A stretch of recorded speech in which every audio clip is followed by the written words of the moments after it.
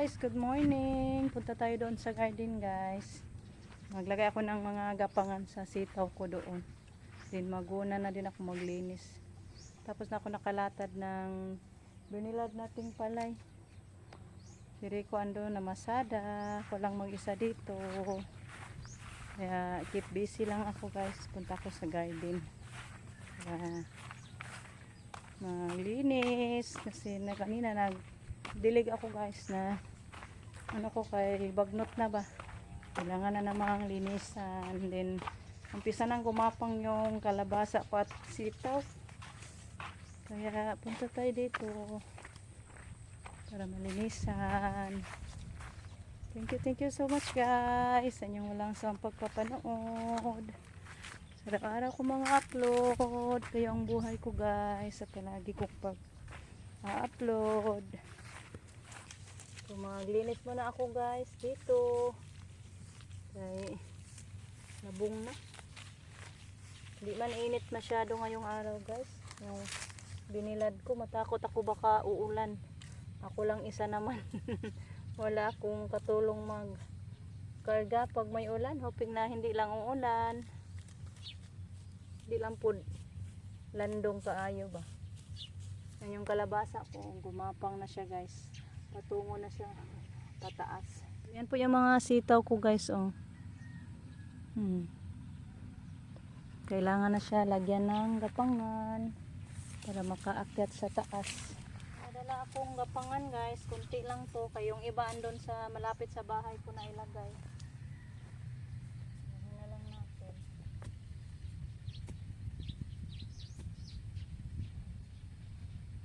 Kuha pa tayo ng iba mamaya.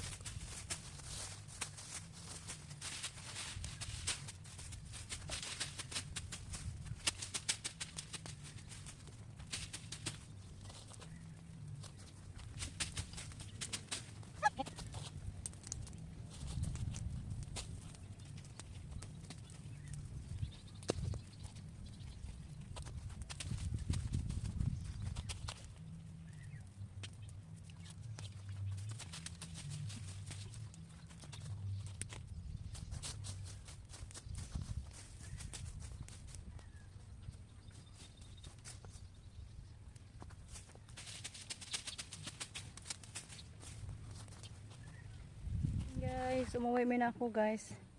Sumakit yung mata ko guys na ano sa usok. Yung isang mata kong namula ba. Umuwi muna tayo kay sakit ng mata ko. Inom din tayo ng tubig guys. Hindi uhaw ko. Ngayon yung ano ko, opo. Gumapang na.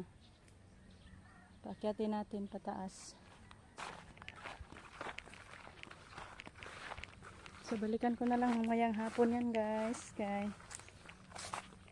parang mainit na din. Inom muna ako ng tubig. Hello guys, snack tayo. May isang suma na natira pa guys sa ref. Kaya kinuha ko. Hindi pa man panis guys. Pwede pa siya kainin.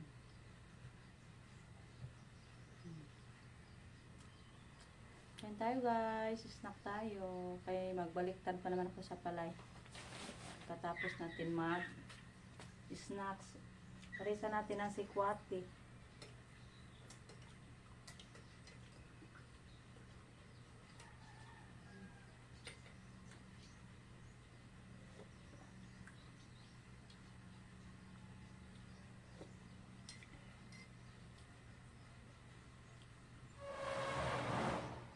Super yummy sa ating suman guys.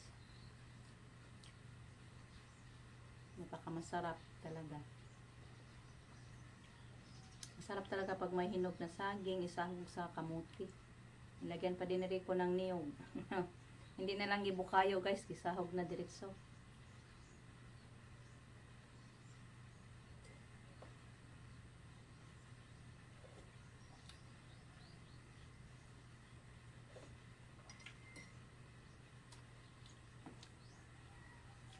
Kumusta po ang lahat guys? Thank you so much sa inyong walang sawang pagpapanood.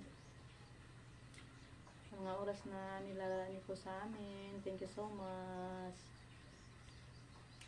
Lord, magbigay sa atin ng malulusog na pangatawan palagi guys.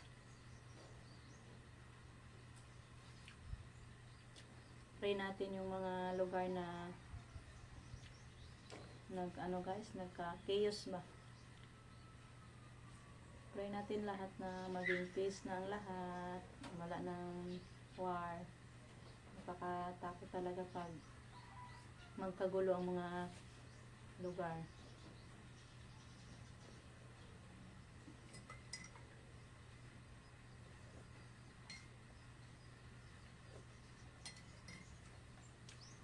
Nung birthday ni mama na tumawag si Marisa ni mama daw na na-affected yung Qatar sa missile ba? Napaputok ng missile.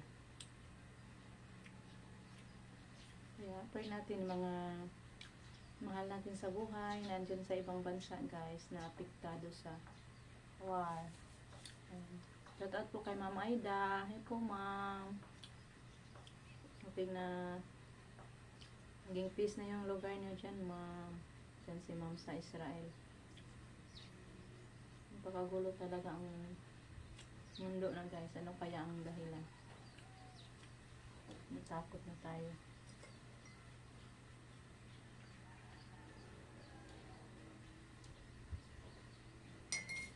So hanggang dito na lang muna guys yung ating video. Kasi na muna ako guys doon.